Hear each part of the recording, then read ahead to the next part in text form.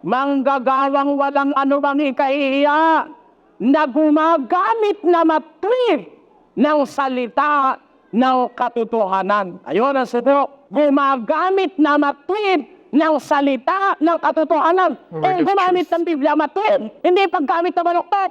Nakabasa ka, ang nananalangin, itaas ang kamay. Anong ginawa mo? Iyon na yung kamay mo.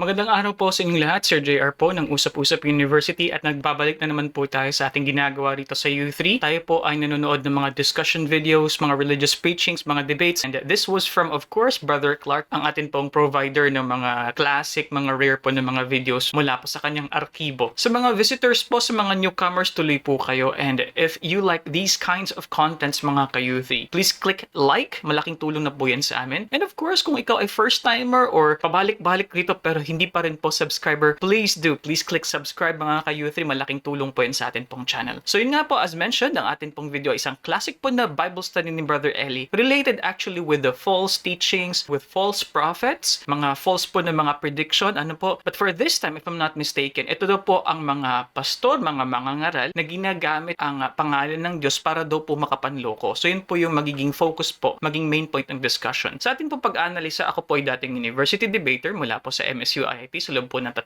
taon. Ako rin po ay nagdebate sa ABS-CBN News Channel at ako ay member ng isang international public speaking organization, ang Toastmasters International. So ano pang hinihintay natin mga ka-U3? Let us watch this video together. Samahan niyo po ako from start to finish. Let's go. Subayin niyo ang kapayapaan ng Panginoon ngayong oras na ito, mga kapatid, mga kababayan, at lahat ng mga taga-subaybay ng palatuntunan ito ang dating daan. Muli po sa tulong ng Diyos tayo naririto at umaasa kami na sa susunod na isang oras ay makapiling kayo sa isang malayang pag-aaral ng Biblia para sa kapakinabangan ng ating mga pagkatao sa kaligtasan ng ating mga kaluluwa. Ngayong oras na ito, patuloy po tayo sa ating ginagawang krusada ng pagbubunyag ng iba't ibang mga katiwalian sa pananampalataya. Nakita natin noong nagdaang linggo ang malaking pagkakamali ng mga nagsasabing magra-rapture daw noong Oktubre 9 at yun namang isa ay Oktubre 28.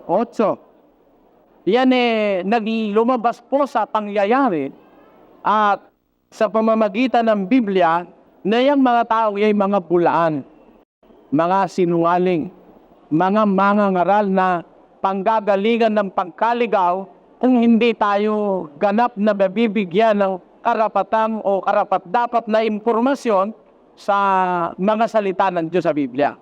Kaya ngayon pong oras na ito, mga kababayan, ay minagaling namin sa tulong ng Diyos kay ipaglingkod sa inyo muli ang isang paksa ng pag-aaral na may kinalaman sa mga nagaganap na ito sa ating panahon. Alam nyo, kung ating iisipin, isa lang naman ang ugat niyan, lahat na yan eh. Yung hula-hulang mali, yung pag-aaral ng pangangaral ng mali, pagbibigay ng maling pag-asa sa mga tao, malaking perwisyo sa sosyedad yan. Alam niyo sa Korea, napakaraming nagbenta ng ari-arian. At pagkatapos nagsasayawan doon at dadating ng Panginoon sa Kristo. Sa ganap ikong alas 11, dadating na. Sayawan ng sayawan, wala na silang pakialam sa mundo. Pati mga inhinyero, pati mga arkitekto, pati mga doktor, sayawan ng sayawan doon. Miski rito sa may, LDP building ba yun? Dito sa may Quezon City. Yung mga nakumbirti nilang mga Pilipino. Ngayon, meron ding mga kababayan tayo na nagbenta raw nung kanilang pag-ari dahil nga naniwala silang yung rapture ay noong 28 at noong 9. Sabagay, hindi na po bago yan sa mga born again daw sila. Bakit? Noong 1988 meron ding grupo ng born again na nagsabing March 1988 daw ang rapture. Pare-pareho napatunayang mali ang mga bagay na yan. Ngayon, isa po ang pinanggagalingan niyan mga kababayan, yung pagkakaligaw, yung pagkakaturo ng mali sa mga tao ang pinanggagalingan niyan ang ugat yung mga ngaraw. At yan ang sinasabi ng ating Panginoong Hesus dito sa Mateo. Sa mga baguhan po, pasensya na po talaga dahil ganito po yung ginagawa po natin sa isang reaction channel. We pause the videos at pasensya na po kung naiinis po kayo sa akin pero ganito po talaga ang format po ng atin pong palabas. Kaunting mga insight lang po So I'm guessing this video was published or shot around early 90s, I would have to say. Kasi yung sinasabi ni Brother Eli na October 9 tsaka October 28 related po sa last video natin is noong 1992. So that would mean around 93, 94 siguro itong video na ito. And I think this is not a Bible study per se, pero nababasa po natin dito po sa may likuran, sa backdrop po ni Brother Eli, pasalamat. So I'm guessing this is part of their Thanksgiving service, I guess. But anyway, gusto ko lang din pong i-mention na ito po mga panghuhula po ng pagbabalik ng Diyos, yung mga rapture, yung mga tinatawag po natin na doomsday prediction. Most of the time, people declare a date that is still within their lifetime. Yung mga pastor na nagde-declare na darating na ang Diyos sa gantong particular na panahon, gantong oras at petsa, is buhay pa sila or it is in their lifetime. I have never heard of a pastor, or maybe there is, pero that would predict like 100 years from my death or something like that. Or 100 years from right now, darating ang Diyos. Hindi. Lagi po nasa within their lifetime, which is quite interesting for me. Pakinggan nyo't gusto kong basahin sandali itong talatang. Alam na ninyo ang talatang ito. Sasariwain lang natin sa pagtuturo ng kasulatan. Ganito ang sinasabi. At sumagot si Jesus at sinabi sa kanila, mag-ingat kayo na huwag kayong mailigaw ni numan. Hindi naman natin pala masisisi si Kristo May paano na siya mag-iingat ang wika kayo na huwag kayong mailigaw ni numan. Bakit? Sapagkat marami ang magsisiparito sa aking pangalan na magsasabi, ako ang Kristo at ililigaw ang marami. Kita nyo? Kaya kung kayo aanib sa relihiyon, mga kapatid, mag-iingat kayo. Mga kababayan, bago nyo tanggapin ang isang samahan o ang isang mangaral, ingat muna, suriin nyo muna. Bakit ko sinasabi ito? Kasi may babala si Kristo. Mag-iingat kayo na huwag kayong mailigaw ni numan. Sapagkat marami ang magsisiparito sa aking pangalan. At ito'y totoo. Bagaman maraming mga propeta sinasabi ang mga tao na popular daw silang mga propeta, kagaya ni Baha'u'llah nung Baha'i Faith.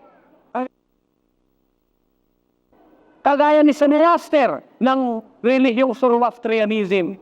Kagaya ng iba't ibang mga kinilalang tao sa relihiyon. Ang totoo yung sinabi ni Kristo. Sa mga huling panahon, marami ang magsisiparito. Sa pangalan ni Zoroaster? Hindi. Sa pangalan ni Buddha? Hindi. Maraming magsisiparito sa aking pangalan, ang sabi ni Kristo. Kaya hindi ba ang katuparan na yun yung nagkalat na yung mga born again daw sila? Mga matik-matik. Di ba? Ang lahat na yan, ang daladala, hindi pangalan ni Buddha, kundi pangalan ni Kristo. At para nung sinabi ni Kristo, marami ang magsisiparito sa aking pangalan at magsasabi na ako ang Kristo at ililigaw ang marami. Kaya sa panahon ito, mas marami ang ligaw kaysa sa totoo.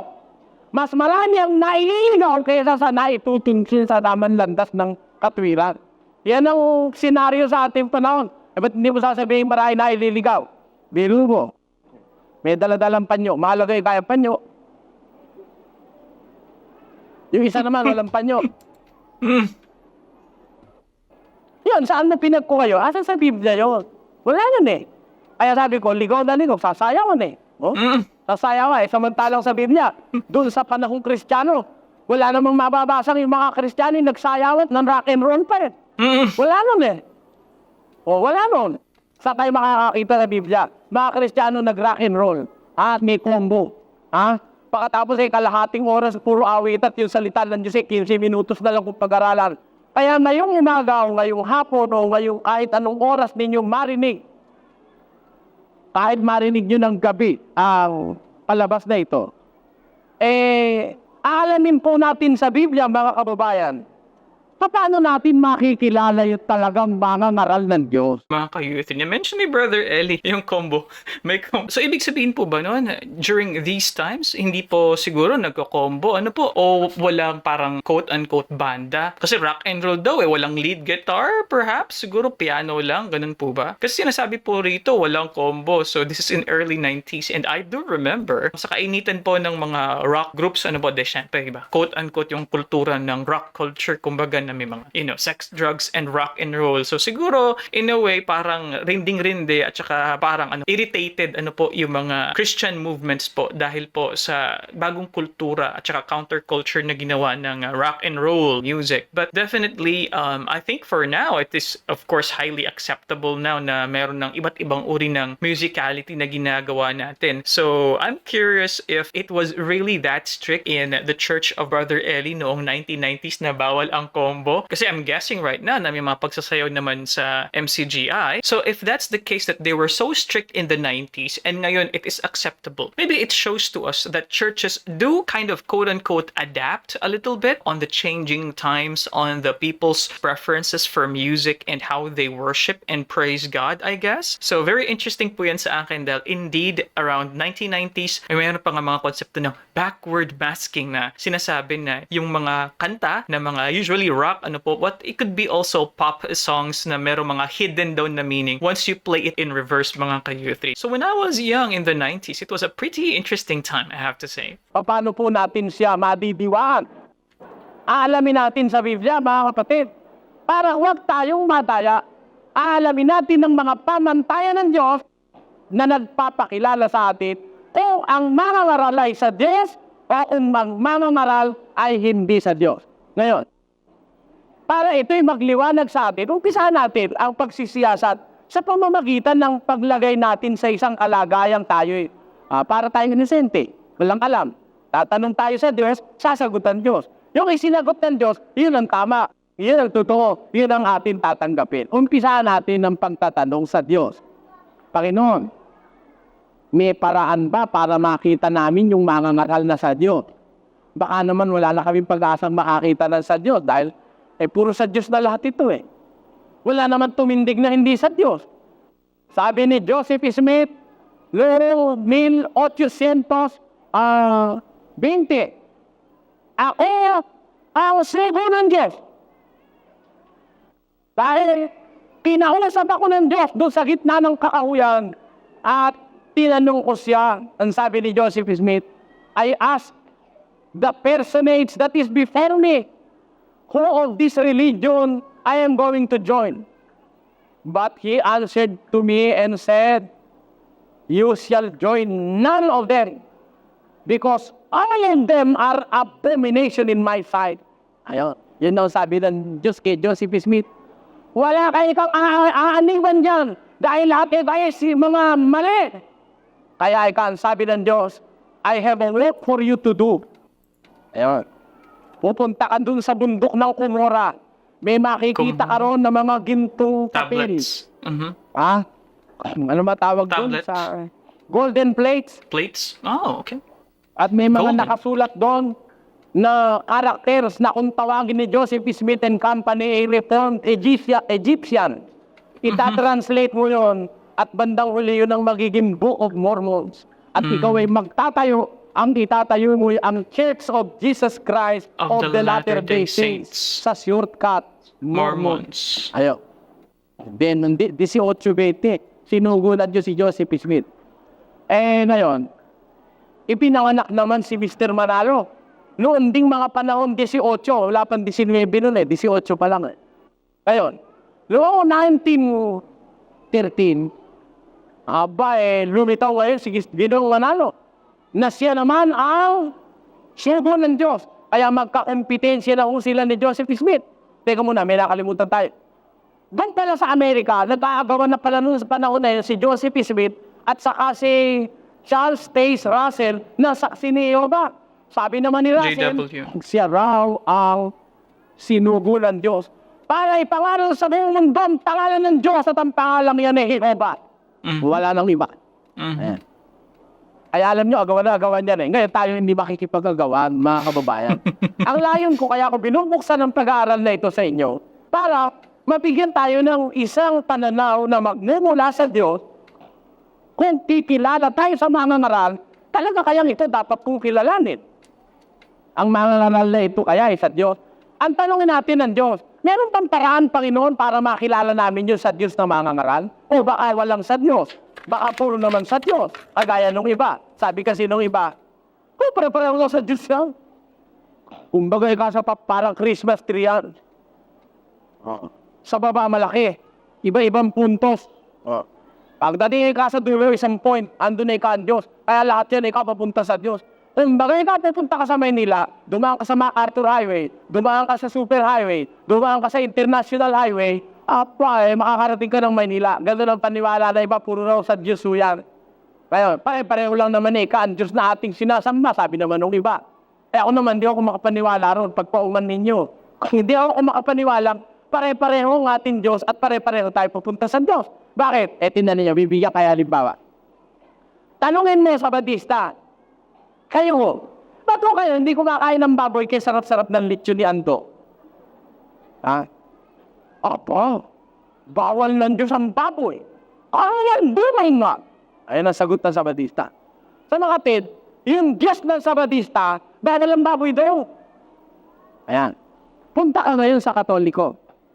Kapatid na Katoliko, ba't naman ikaw? Yung Sabadista ayaw kumain ng baboy, ikaw naman puro baboy ang ulam mo, araw-araw. Bakit eka? Masama ba baboy? Sabi nyo sa Batista, masama. Hindi ka, walang bawal sa Diyos. Sabi, ikaw ng Diyos, lahat ng makakain kainin. Iba naman ang Diyos ng Katoliko. Dahil yung Diyos ng Katoliko, lahat ng pwedeng kanin, kakanin mo. Kaya nga pati bayaw kayo, di ba? Subukan mo nga sa Batista kung kainin yung bubulin. Pwede ba yun? Sa Batista, kaya nga, ganun yan. Kaya doon lang sa punto na magkaiba yung Diyos doon sa Batista at saka Katoliko. Ito pa isa. Tanungin mo doon sa isa, ano bang araw ang pagsamba? Sabado ka. Yung Sabado ang pinabanal ng Diyos. Ang Diyos ang niretos na Sabado pagsamba. Punta ka sa Iglesia ni Cristo. Ano ba araw pagsamba? Huwebes at saka Linggo. Hindi mo na pwede Sabado ka, hindi ka. Ako niretos ng Diyos sa Linggo, saka Huwebes. Yun naman ikaw Huwebes, napagkaisahan namin yun. Ang tanong ko sa inyo, ito tanong ko, pareho ba ngayon ang Diyos ng Iglesia ni Cristo at ang Diyos ng Sabadista? Hindi. Bakit? Yung Diyos ng Sabadista, bawal ang baboy, bawal ang talangka, bawal ang alimango, bawal ang kanis, walang kaniskit, bawal ang alamang. Maraming bawal. Pero yung Diyos naman ng Katoliko, walang binalbayal. Here's the thing, mga ka-youth, this is how we may see it from perspective of human beings interpreting, for example, a sacred book like the Bible. So what happens is, sabi ni Brother Eli, na iba-iba yung mga Diyos, hindi same Diyos, hindi to pare-parehong mga Diyos dahil yung mga inuutos sa each of these religions may vary. Yung isa nga, yung kinakailangan ka ma-observe ng Sabbath, ang isa naman kinakailangan mo mag-observe ng Thursday and then Sunday sa INC at mga sinasabi pa rito sa pagkain din naman, iba-iba rin yung mga inuutos. Pero in another perspective, isn't it possible that God is fixed as He is on wherever He is, and then it just so happened that the interpretation of people are just different on what He is saying? I'm not saying that all of us would be saved. I'm not saying that all of these religions will be saved. I'm just saying that these are not different gods, but just on how we perceive our God to be. Wala, basta makakain. Bawa, kakainin mo. Ganon din ang Iglesia ni Cristo. Iba naman ang Diyos ng mga charismatic. Bakit? Bawal ng Diyos ka magsigarilyo. Sabi ng mga charismatic. Sabi naman ng Iglesia ni Ginoong Manalo, aba, hindi bawal ng sigarilyo? Walang nababasa sa Biblia bawal ng magsigarilyo. Basahin mo nga ikadyang may bawal sigarilyo. Naisip ko tuloy, wala rin mababasa sa Biblia bawal ng magsyabu. Baka kaya libre rin ng syabu sa kanila. Dahil walang mababasa bawal ng syabu, dahil wala yung syabu sa Biblia, wala yun. Ganun ang katwiran ng iba.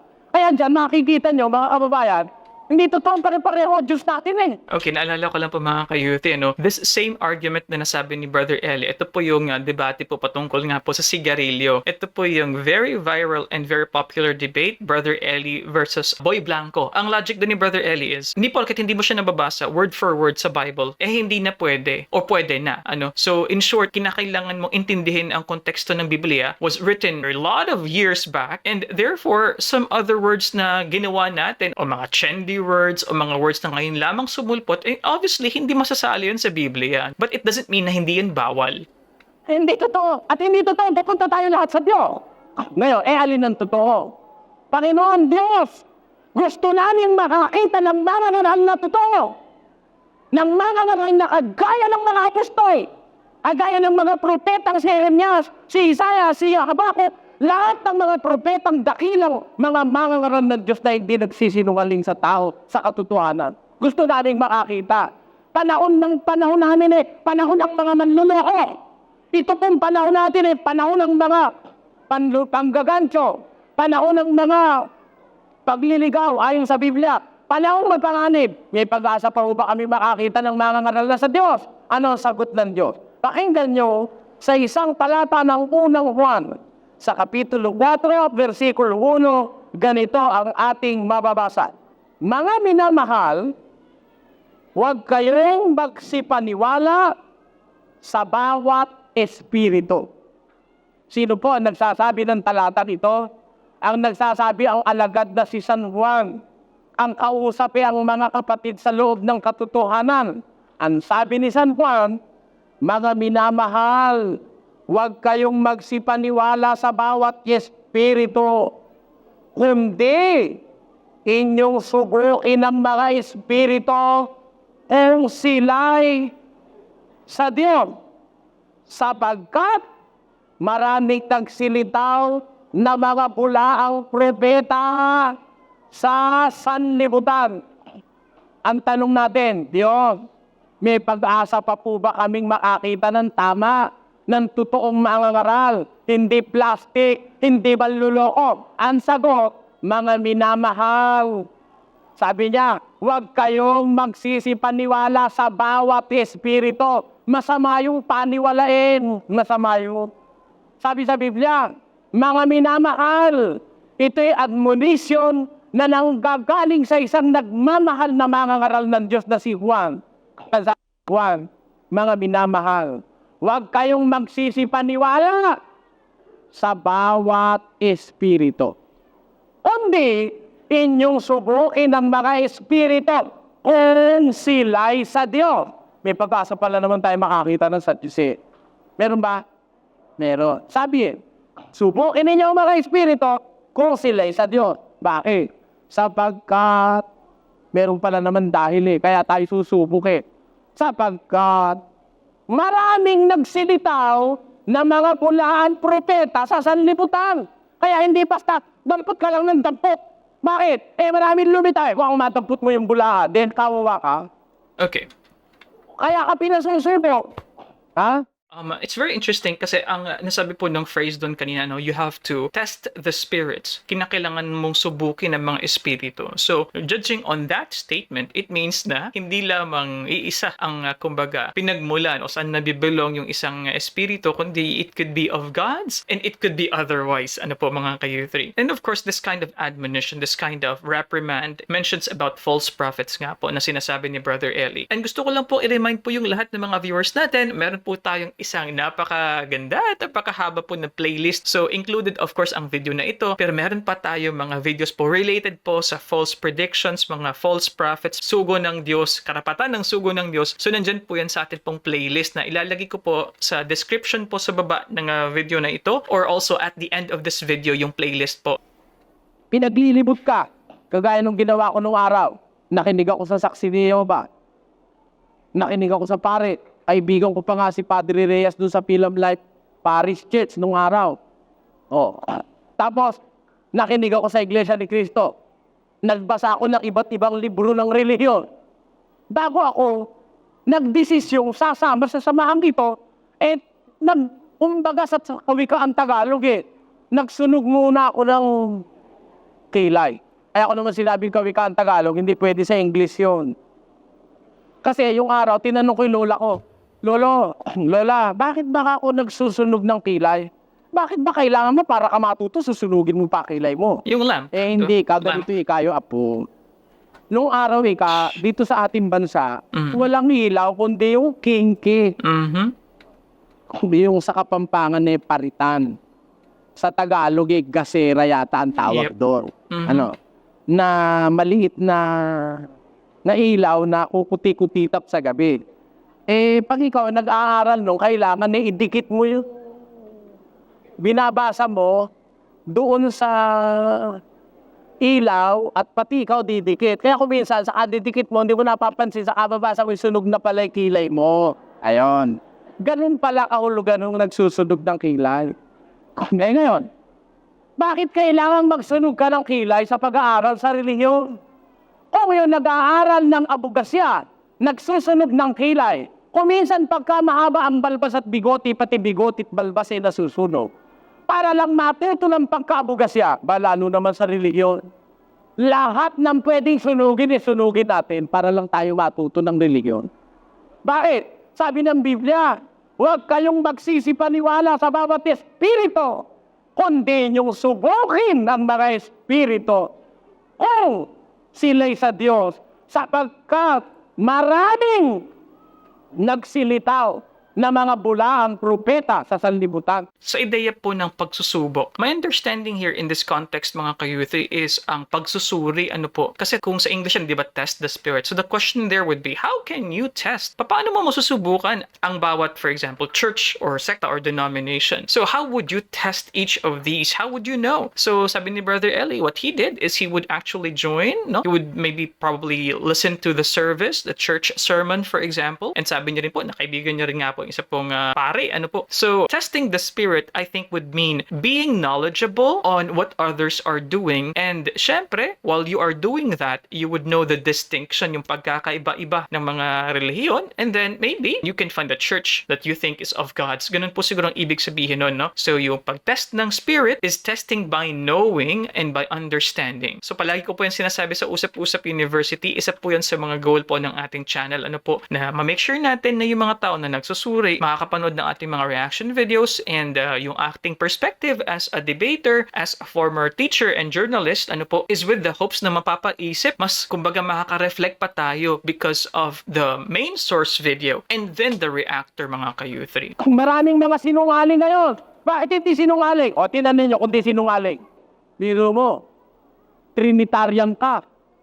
Yung isa naman oneness. Pinababayaan mo sumamba yung oneness doon sa Trinitarian at yun naman Trinitarian, pinamabayaan sumamba yung membro niya sa oneness. Hindi kung baga sa babae, nagpapalitan kayo niya ng kasawa at nagkaapiran kayo niyan. Bakit? Sabi kung talagang yun mali, hindi ka dapat makisama ron. Tama? Kung yun hindi tama, hindi ka dapat magkaroon ng bahagi ron. Pakinggan nyo. Sa isang talata, hindi ikalawang Korinto. Kaya kayo nakakahalata, pinamimigay kayo ng pastor nyo, pwede rin kayo makinig doon. Kaya lang, yung abulo nyo, yun lang ang huwag niya pamimigay. Dito nyo ibibigay sa Mother Church. Halatang-halata, motibo sa lapi. Pakinggan nyo, sabi ni San Pablo, sa ikalawang Korinto 6:14, huwag kayong makipamatok ng kabilan sa mga hindi nagsisisampalataya. Bawal o hindi? Ulitin ko. Huwag kayong makipamatok ng kabilan sa mga di nagsisisampalataya. Sapagkat, anong pakikisama mayroon ang katwiran at kalikuan? O anong pakikisama mayroon ang kaliwanagan sa kadiliman? O anong pakikipagkasundo mayroon si Kristo kay Belial? O anong bahagi mayroon ang sumasampalataya sa mga di sumasampalataya? Kita nyo, bawal ng Diyos yun. Kung na yung mali, sasamahan mo. Eto mga pastor ngayon, pwede kayong mag-apiran. Pwedeng sumambaron. Yung sinasabi nilang, ecumenism. Na pwede kang tumalong mali ang pananampalataya nun, sabi ng pastor na yun. Sabi ng iba, yun naman ang mali, sabi naman yung sa'yo ng mali. Ba't kayo nagpapalitan ng gano'n? Mali yun. Kung tama, tama lang.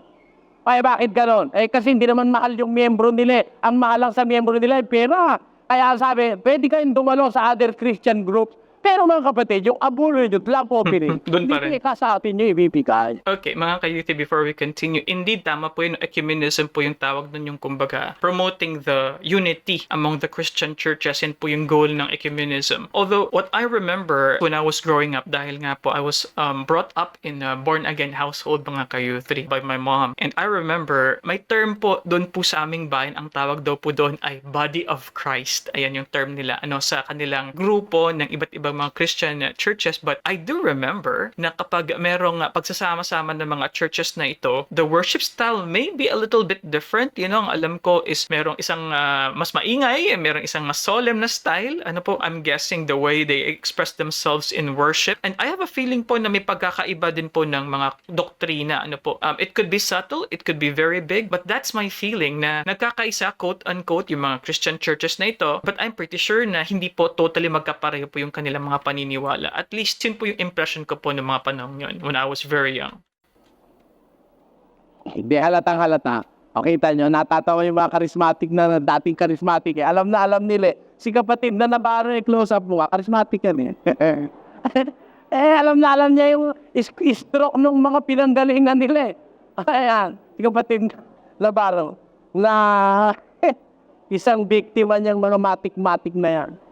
Ano ang ibig ko sabihin sa inyo mga kapatid? Kaya sabi ng San Juan, huwag kayong maniniwala sa bawat espiritu. Subukin nyo mga espiritu kung sila'y sa Diyos. Bakit? Maraming lumitaw na mga bulaang propeta sa sanlibutan. Maraming manluloko ngayon. Maraming bulaan. Maraming sinungalit. Ikaw! Aw! Konti. Ilan na iniligaw? Marami. Nililigaw ang marami. Kaya yung marami ngayon, tiyak na tiyak ko mga kapatid. O sige, gusto nyo, tawagin nyo lahat ng pastor na yun Patutunayan ko, ang ligaw mas marami kaysa sa hindi. Kaya para magmaligaw ang marami, ito naman ngayon ang palatuntunan ng dating daan. Sa aming krusada, na ipahayag sa tao, maging well-informed ang tao tungkol sa pasikot-sikot ng mga pananampalataya sa ating panahon sa pamamagitan ng kasulatan. Kaya alamin natin, meron ba tayong pagkakataong makakita ng totoo? Sabi ng Diyos, subukin nyo lahat ng bagay. Sabi niya, huwag kayong magsisipaniwala sa bawat espiritu. Subukin ninyong mga espiritu kung sila'y sa Diyos. O di, meron sa Diyos. Meron sa Diyos. Kaya lang, yung mga sa Diyos na yun, nasa gitna ng maraming mga bulaang propeta. Mas marami yung bulaan. Mas marami manluloko. Mas marami yung manliligaw. Mas marami yung panghuhot-hot. Mas marami yung mga plastic, mga mapagpaimbabaw na kagaya ng mga eskribas at pareserong araw. Mas marami yon. Kaya pag hindi ka mag-iingat, malamang-lamang ang mapuntahan mo yung iglesia ng mga plastic na umiiyak na wala naman luha. Mga kapatid. Para nakakain ng kamyas na walang asin. Kaya asim-asim ng pagmumukha, wala namang luha. Yun ang naituro niyang mga pastor na yan, mga pag-aartista sa kanilang mga miyembro. Ako po'y pinagpala ng ating Panginoon. Hallelujah! Amen! Ano ang pagpapala sa akin? Dati yun, ako sa buwino, lasinggo, babaino. Ngayon, mabait na ako. Mabait na raw siya. Alinga. Kaya ikatotoo itong amin. Dahil ako ay pinagaling ng Diyos. Ang tanong ko sa iyo, pinagaling ka ba o hindi ka gumaling? Kasi nasa Biblia, sabi ni Kristo doon sa babae, thou art made whole. Pinagaling ka. Kumbaga, kung talagang kukunin mo ay essence ng salita, thou art made whole. Kumbaga, binuo ka uli. Nag-undergo ka ng renovation. You are made whole. Ngayon gumaling yung hika. Pero, manluluko rin. Naalis yung sakit ng ulo. May buni naman. Nang sabihin ni Kristo dun sa babae, pinagaling ka ng iyong pananampalataya. Walang masama ron. Magaling na lahat yung buong pagkatao nun. Pati puso, pati isip, pati underarm alarm. Tanggal na lahat yan.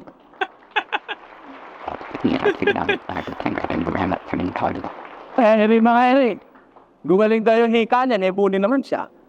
Pero sumasampalataya pa rin. Kasi nga ako'y biktima ng panluloko ng mga taong masasama. Kaya tayo nag-aaral, alamin natin. Maraming mga mangaral ngayon, pero sabi ng Biblia, yung marami, manluloko. Okay, let me just pause on that, mga ka-youth. So, gusto ko pong malaman, sa church po ba ni na Brother Ellie, ano po ang perspective as to healing? Is it something that only God alone could give you? Or is it possible that when Brother Ellie prays for someone, pwede siyang gumaling? Or another member of MCGI could do that?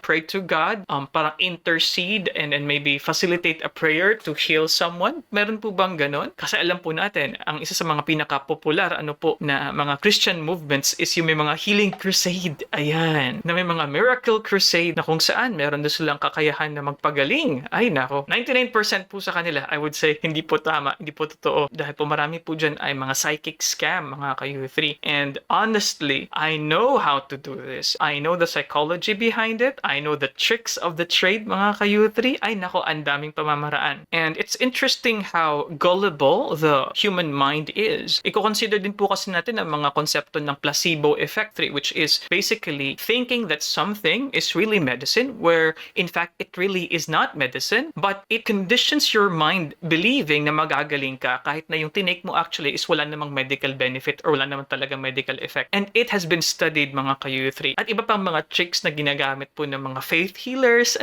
So, ingat-ingat po tayo, mga ka-U3. At ang sinasabi po nila, mag-donate lang kayo. Oh, I don't accept anything. Donate lang. Okay na. Maraming nagsilitaw na mga bulang propeta sa sanlibutan. Kasi, subukin ninyo kung alin ang sa Diyos. Merong sa Diyos, pero mas marami yung hindi sa Diyos. Ang tanong natin ngayon sa Diyos, paano namin malalaman? Mas marami yung hindi sa Diyos. Paano namin malalaman yung sa Diyos?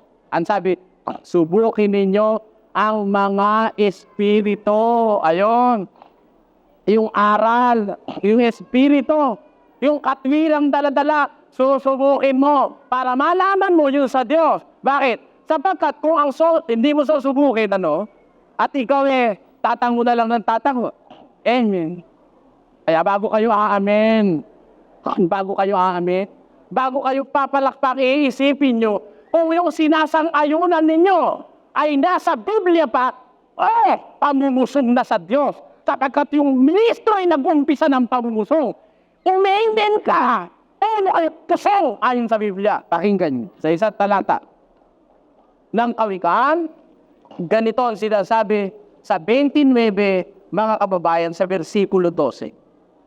Kung ang puno ay nakikinig sa kabulaanan, lahat niyang mga lingkod ay masasama. Kita mo, maiiwasan mo ba yun?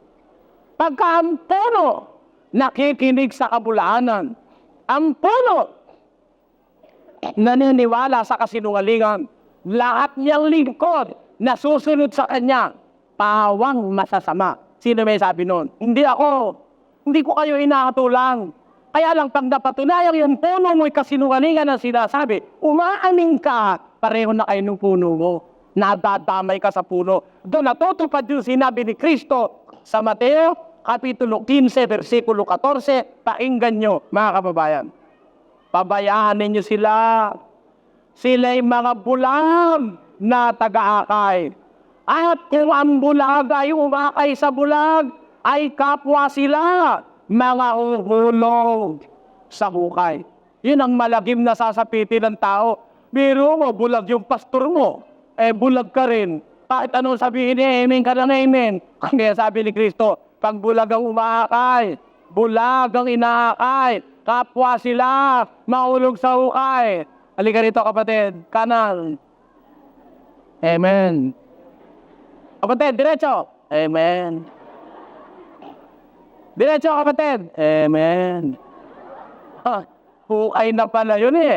Ganun ang ginagawa kayo sa atin ng mga pastor . Inuuto tayo . Alam nyo, maraming nauuto ngayon, mga kababayan, lumalabas uto-uto. Bakit? Mga kapatid, taas ang kamay. Taas naman. Sumayo tayo. I got a Christian spirit down in... Sasayo ka naman. Hindi, mga kapatid. Upo ka naman. Luhod, mga kapatid. Luluhod ka naman. Tumawa nga kayo. Tawa na naman. Kayo ba, mga masasaya ba kayo? Oo. May mga pera ba kayo? Oo. Pinagpala kami ng Panginoon. Pinagpala tayo. Tayong lahat mayayaman. Oo. Walang pumasahe yung isa. Apa, hindi naman gano'n. Mag-isip kayo bago kayo po. Kababayan ko, mga kababayan ko Pilipino, matagal na tayong ginawang object of ridicule niyang mga manlulokong mangaral.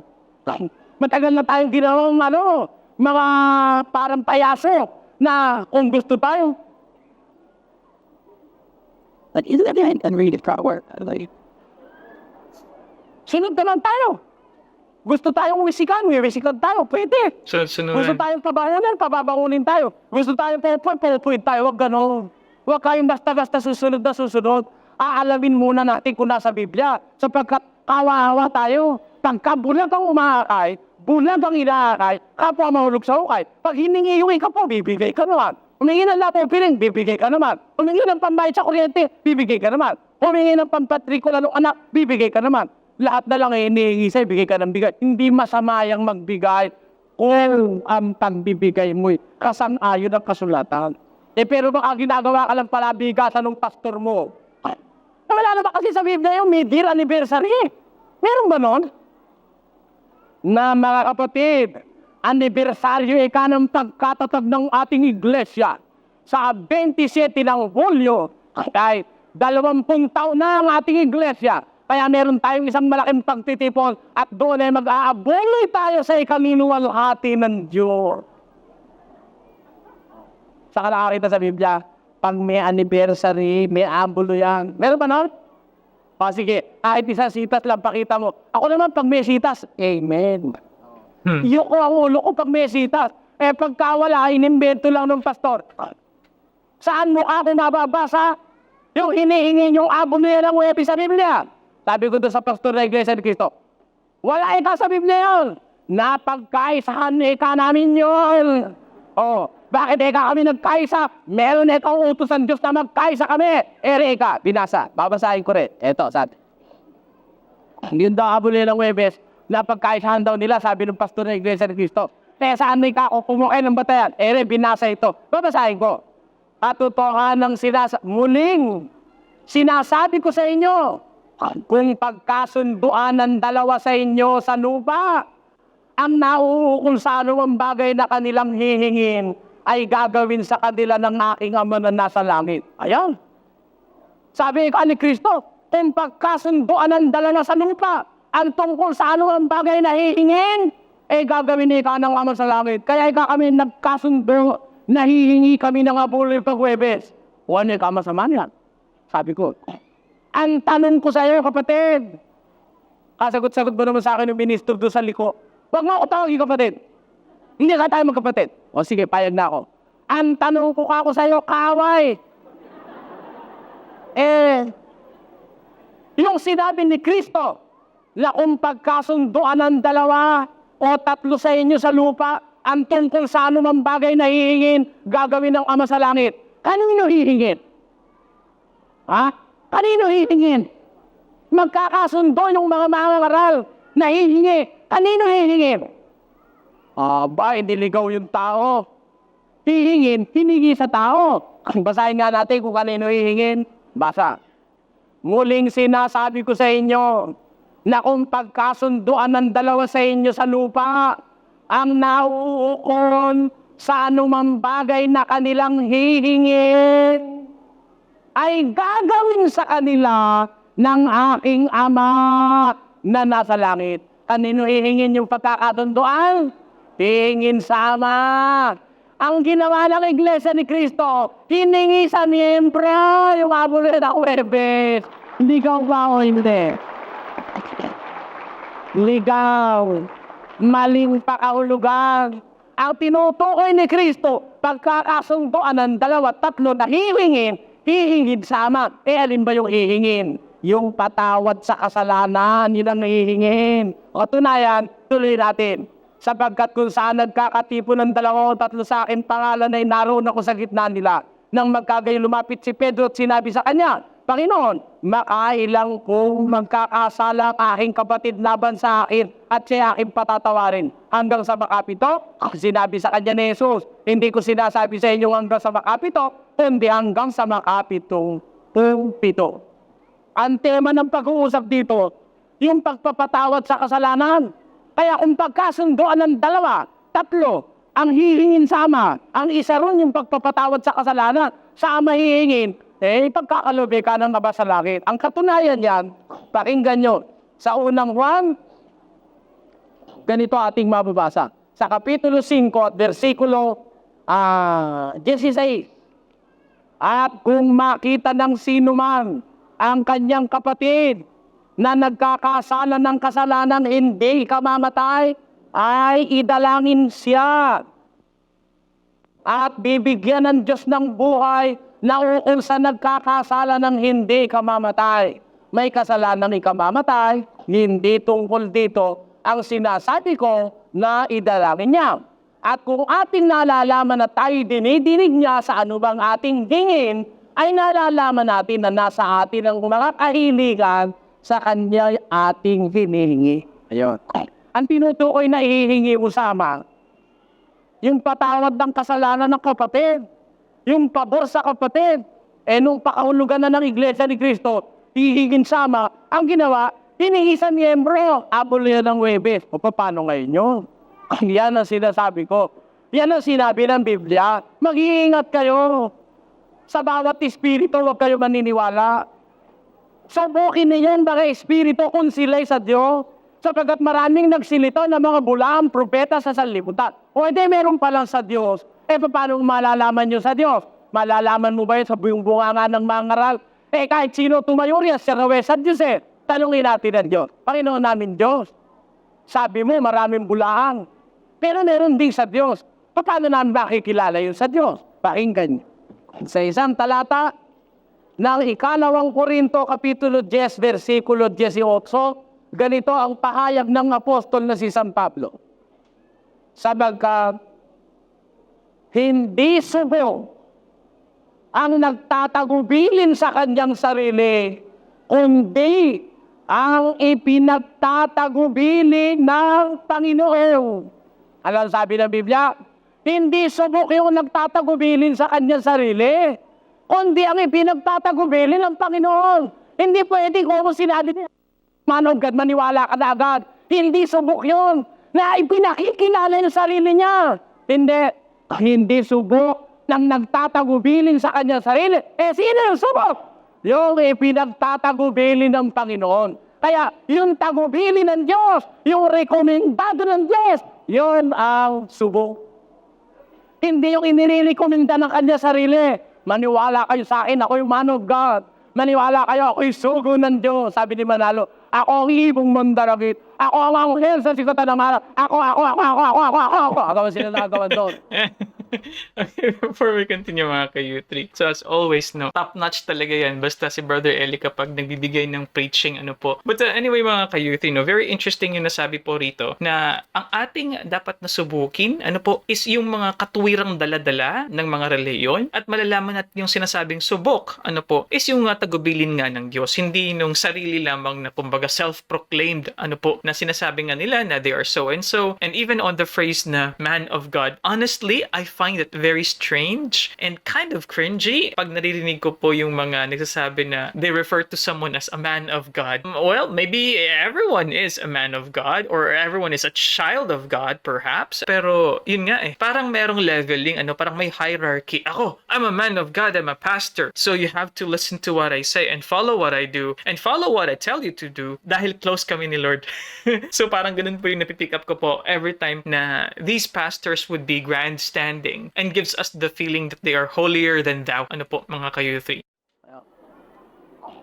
Ganun ba? Ang paniniwalaan natin, yung ipinagtatagubilin ng Diyos. And tanong, Diyos, ano ba yung subok na ipinagtatagubilin mo? Paano ba makikilala yung subok na ikaw ang nagtatagubilin? Basa, ikalawang Timoteo 2:15, ganito sinasabi ng kasulatan. Pagsikapan mong humarap na subok sa Diyos, manggagawang walang anumang ikahihiya, na gumagamit na matwid ng salita ng katotohanan. Ayun ang subok. Gumagamit na matwid ng salita ng katotohanan. Word of Gumamit truth. ng Biblia matuwid. Hindi paggamit na baluktot, nakabasa ka, ang nananalangin, itaas ang kamay. Anong ginawa mo? Iyon na yung kamay mo. Ay, matuwid ba paggamit mo? Hindi. Ang nakalagay, itaas ang iunat ang kamay. Ginawa mo naman, hindi mo inunat, nagwawagayway ka. May dala pang panyo. Saan nakita yun? Ang sabi sa Biblia, iunat ang kamay na banal. Ang ginawa mo na, iwinagwagayway mo. Mali yun eh. Ang sabi, pagsikapan mo, humarap na subok sa Diyos, ay manggagarang walang anumang ikailya na gumagamit na mapid ng salita ng katotohanan. Kaya yung paggamit, doon tayo magiging curious. Kaya aalamin natin sa Biblia, paano kung gamitin ito? Yung subok na mangaral, kung gumamit matuwid, ginamit ito ni Joseph Smith, ginamit ito ni Ginoong Manalo, ginamit ni Charles Taze Russell ng Saksi ni Jehovah, ginamit ni Ellen G. White ang Biblia na Sabadista, ginamit din ito ng mga paring Katoliko, lahat ng mga gumagamit nito. Aalamin natin, sino ang gumagamit nito ng matuwid na paraan ng paggamit? Alamin natin nga. Gusto nyo, umpisahan natin? Sa susunod po natin pagtatanghal, umpisahan natin ang Mormon. Ginamit kaya ni Joseph Smith ang Biblia, ang matuwid na paraan ng paggamit ng Biblia, ng kasalita ng katotohanan? Kasi yun ang subok sa Diyos eh. Kung gumamit, ginagamit na matuwid ang salita ng katotohanan. Umpisahan natin sa Mormons. Ito po'y kahilingan ng ating mga regular listeners. Magabang kayo, magmumula sa susunod na Lunes, atin pong pag-aaralan ang mga kabalakyutan ng Church of Jesus Christ of the Latter-day Saints of Mormons na itinayo ni Joseph Smith. Pagkatapos, pag susunod-sunurin natin yung iba't ibang mga ngaral na yan, para tayo makasang-ayon sa Biblia, na ang utos ng Biblia, subukin ang bawat espiritu kung sila'y sa Diyos. Wala tayo layong masama, ang layo natin sumunod sa Diyos na subukin ang mga espiritu kung sila'y sa Diyos. Aalamin natin sa kantitulo ng kasulatan. Okay mga ka-U3, ayan, natatapos na naman po ang ating episode ngayon. At as always, bitin. But anyway, I'm really enjoying this preaching by Brother Eli. Brother Eli is giving us a distinction ng iba't ibang mga style, iba't ibang uri na sa pananaw ni Brother Eli ay mga bulaan nga po. Mga ka-U3, nakuha po yung attention ko sa last part po ng sinabi ni Brother Eli. Yung ngayon lang po yung sinabi niya nga na yung pag-place in priority ng iba't ibang mga churches like Mormons na umpisa niya raw po sa next episode. It reminds me of what we do in Usap-Usap University, mga ka-U3. Yung iba nagtatanong, bakit karamihan ng mga videos dyan sa Usap-Usap University, MCGI, Brother Eli? And the answer is simple. Dahil po ito po ay mga video request po ng ating U3 community. So ang ating pong staff ay carefully tinitinan po yung mga request po ninyo, yung mga messages po ninyo, yung mga comments po sa YouTube comment or sa Facebook comments po, or yung mga sinasend po sa atin pong inbox mismo, mga ka-U3. So yan po ay kino-consider namin yung frequency, gaano karami, ano yung topical, ano po yung thematic, yung magmamatch sa current events. Yan din po ang atin pong isa sa mga main considerations, mga ka-U3. Kaya we are very grateful po sa support po ninyo, sa inyong pong panonood, sa inyong paglalike. But anyway,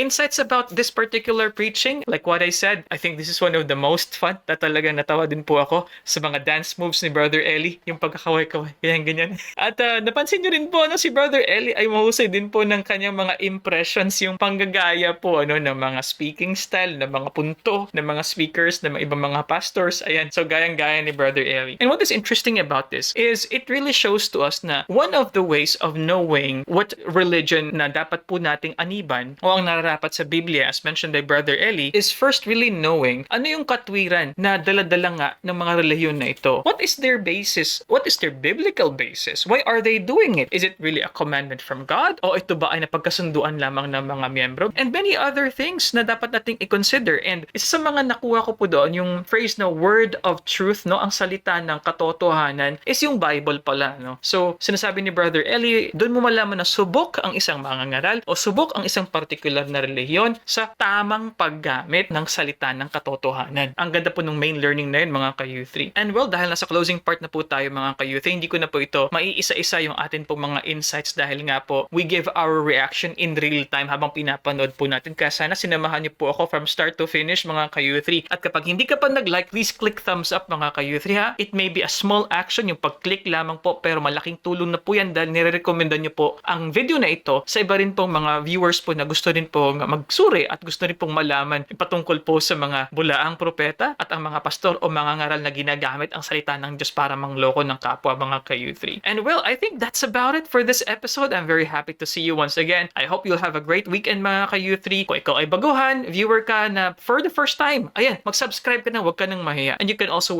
watch this video here and also our playlist here patungkol po sa mga false prophets nandyan. So maraming salamat po and I'll see you guys next time. Peace. Bye-bye.